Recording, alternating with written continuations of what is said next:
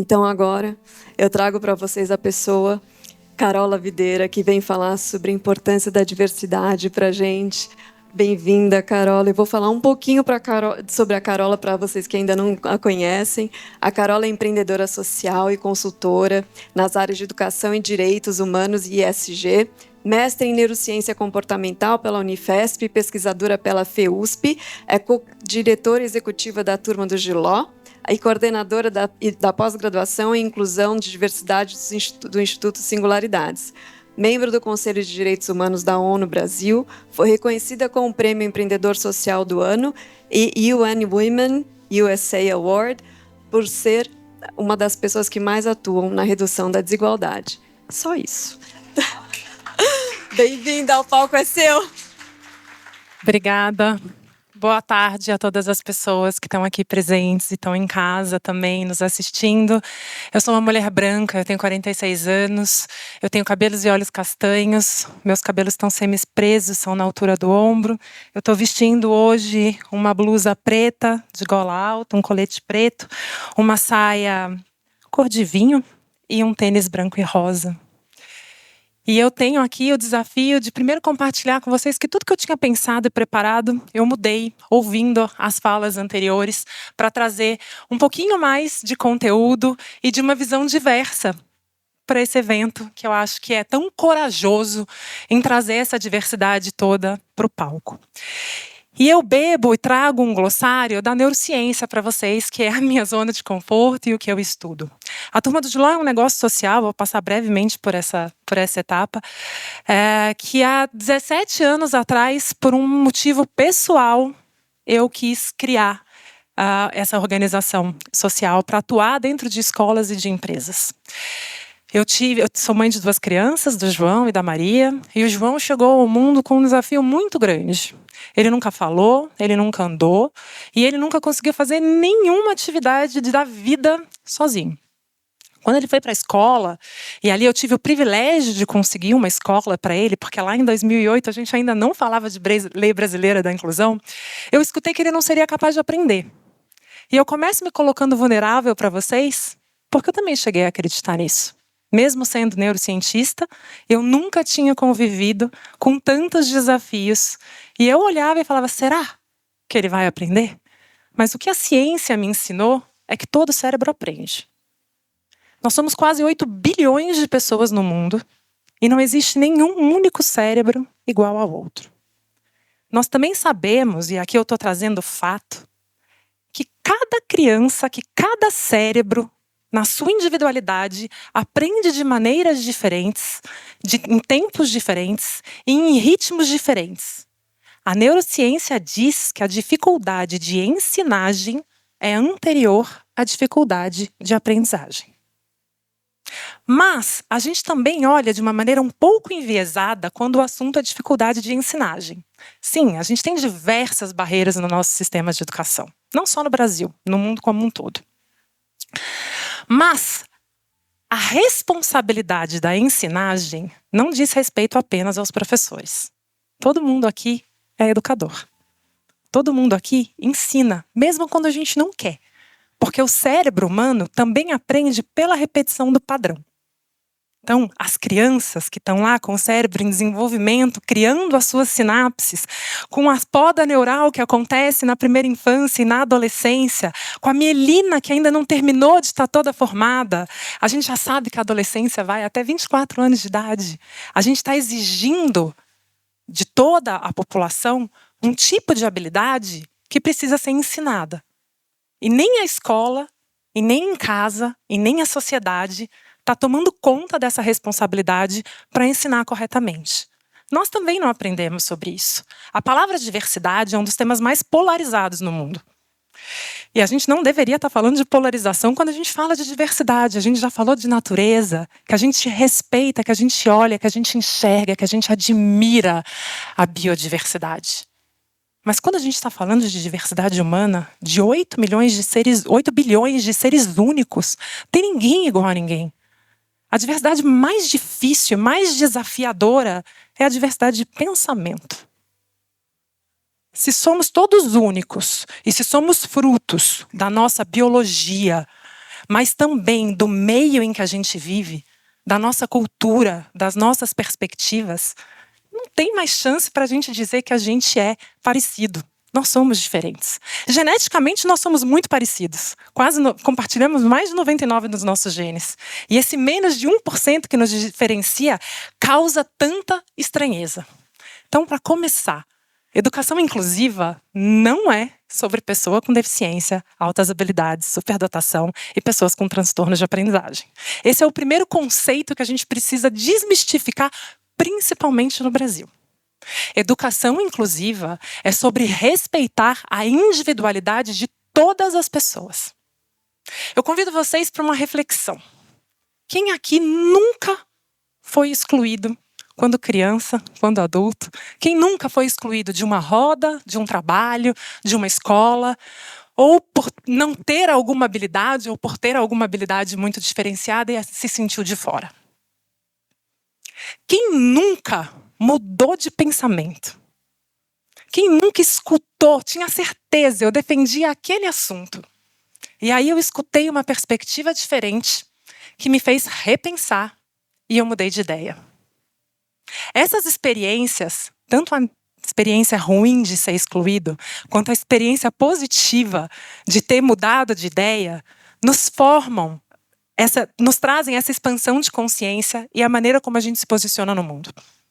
E a neurociência, hoje, ela está a favor da educação inclusiva, dizendo que existem outras maneiras da gente ensinar, mas que para isso a gente precisa repensar. E a gente precisa conhecer o nosso cérebro. Essa história do autoconhecimento que as minhas colegas vêm trazendo, que a gente está trazendo para as escolas, que esse é o desafio de trazer para as escolas, mas que a sociedade adulta também precisa fazer a transformação. Naturalmente, o nosso cérebro não gosta de diferença. O nosso cérebro ama padrão. A gente busca padrão o tempo inteiro e de maneira não automática. A gente não tem nem consciência de que a gente está buscando o padrão. O nosso cérebro gosta de conforto cognitivo. E esse é um termo científico mesmo, porque o nosso cérebro gasta aí 25% da nossa energia.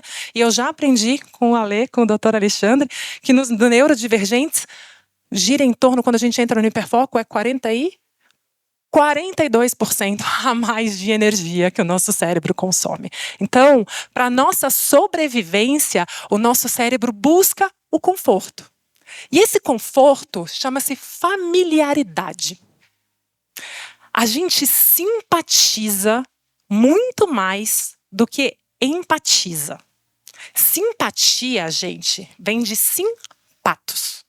Paixão pelos iguais. O nosso cérebro refuta a diferença.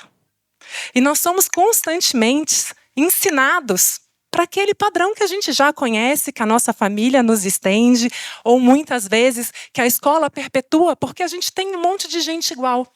Tirando a escola pública, que a diferença está posta ali na marra. A gente tem a diversidade, a gente convive com a diferença. Só que a gente só aprende, a gente só se torna pessoas com soberania cognitiva para esses assuntos se a gente vive na prática. E a gente discute muito essa temática de direitos humanos, de polarizações, de inclusão, de quem que a gente está falando, dos grupos minorizados que precisam ter as suas vozes escutadas. Mas qual é o espaço para a gente aprender sobre isso? Falta. Uma escola inclusiva, o problema de ensinagem, como eu disse, não é só dos professores. São das famílias, que precisam se abrir para ouvir os diferentes, para trazerem essa experiência prática para o nosso dia a dia, para a gente romper os estereótipos que nos foram ensinados. Lembra que eu contei para vocês do João, meu filho, que nunca andou, que nunca falou, que eu também não acreditava se ele era capaz de aprender dentro da escola? Eu tive um privilégio, uma oportunidade muito grande de levar ele para fora do país e com o uso de uma tecnologia que mapeava o movimento dos olhos dele e as piscadas dele, que era a única parte do corpo que ele conseguia controlar, ele passou a controlar um mouse de computador piscando. E essa criança foi alfabetizada. Essa criança estudou até o 9º ano. E quando eu trouxe a tecnologia para a escola, eu escutei que era um milagre. Mas não é milagre. É falta de informação e falta de formação. Se simpatia é a paixão pelos iguais, e a gente está buscando o tempo inteiro esse conforto, o que é a empatia para a neurociência? Empatia para a neurociência é o conjunto de duas habilidades, empatia cognitiva e empatia afetiva. A empatia cognitiva é a nossa capacidade de compreender a perspectiva de qualquer pessoa sem trazer o nosso julgamento. É difícil pra caramba e exige consciência e energia, porque nós somos julgadores naturais. A empatia afetiva é eu conseguir me colocar em uma situação de vulnerabilidade para conseguir sentir junto com outra pessoa. Não é se colocar no lugar do outro. É impossível para a gente se colocar no lugar do outro. Eu sou uma mulher branca. Eu nunca vou sofrer racismo na minha vida.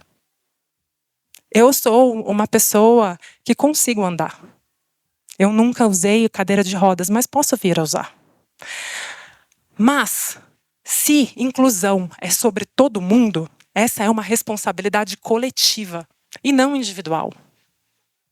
Por mais inquieta que eu fosse, eu precisei ter um filho que teve todas as portas fechadas para ter coragem de lutar por um espaço onde ele coubesse.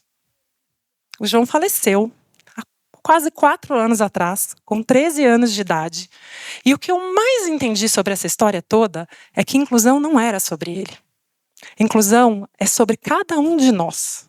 Se a gente não entender que essa responsabilidade é coletiva e se a gente não agir nas nossas diferenças para construir um mundo onde todo mundo caiba, a gente não vai caber no mundo. A gente vai ficar para trás.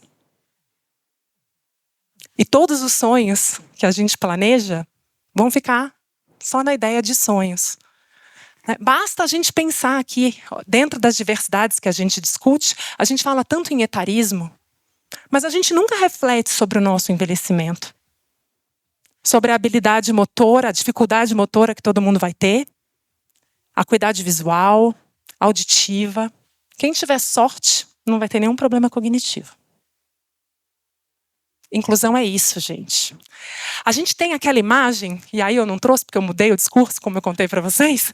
Sabe aquela imagem de equidade, que todo mundo, bem clássica, que todo mundo vê? Tem uma do campo de futebol, de beisebol, e tem outra que é uma pessoa, 3 pessoas diferentes tentando pegar uma maçã numa árvore. Aí vocês encontram lá o seguinte, um monte de caixotinho para a pessoa pegar a maçã na árvore, né? Ou para ela assistir o jogo de futebol. Aí vem a neurociência e fala assim, vocês aprenderam errado. Isso não é equidade. Enquanto a gente estiver colocando caixotinho para tentar normatizar a sociedade que nós construímos, ao invés de reconhecer a diversidade toda que existe, inclusive essa de pensamento, a gente não está fazendo educação inclusiva, não. A gente está testando um modelo que está falido, não tem receita de bolo. A única maneira da gente trazer educação inclusiva é tirar o muro da frente.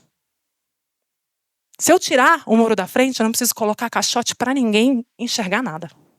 Cada um vai ter o mesmo direito na sua essência, né? Na sua natureza e na sua beleza.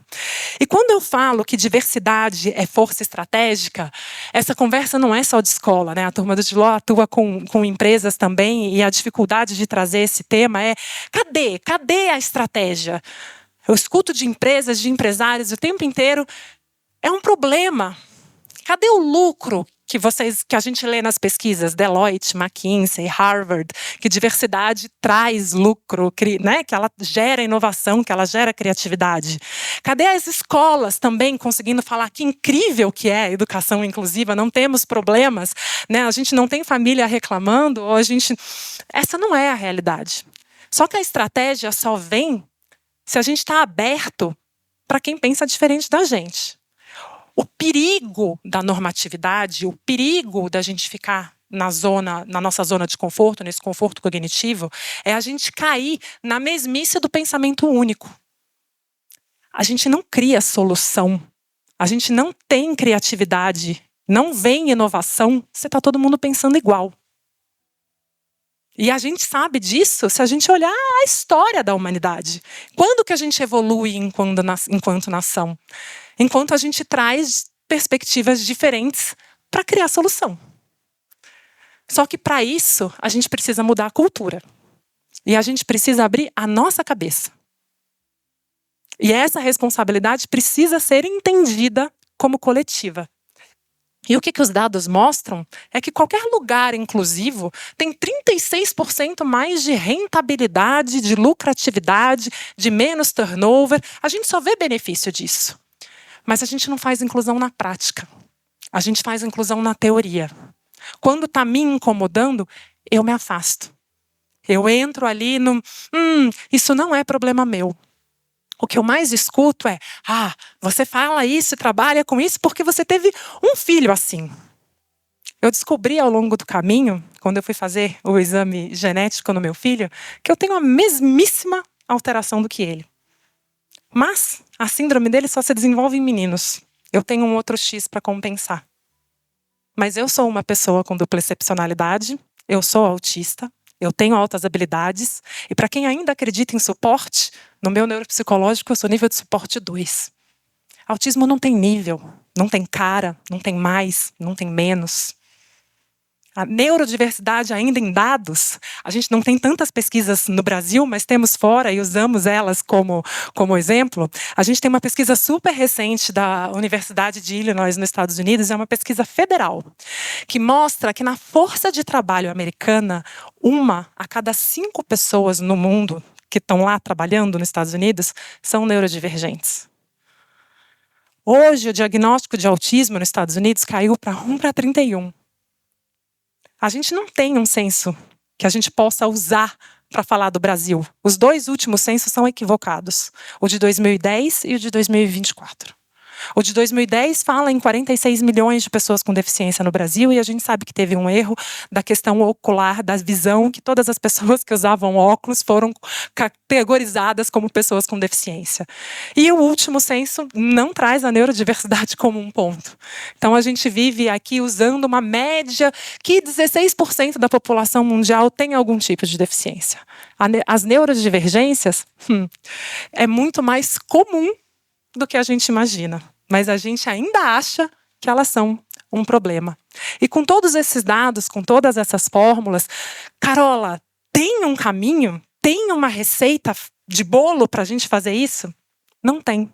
São todas as ciências. Não é só a neurociência, ou só as ciências da pedagogia, ou só as ciências sociais, ou só as metodologias ativas, ou só o desenho universal de aprendizagem. Primeiro, a gente tem que tirar a barreira da atitude, da gente parar de achar que a gente está fazendo favor e que inclusão e diversidade é um valor moral ou bonito para sair na foto. Se a gente não praticar, é a gente que vai ficar para trás. Então, o meu convite é para que todo mundo abra a cabeça, abra o coração e entenda que essa luta é nossa, porque senão a gente não vai caber no mundo. E o meu convite é para cada um de vocês virem junto com a turma do Giló e a gente garantir que ninguém vai ficar para trás. Obrigada.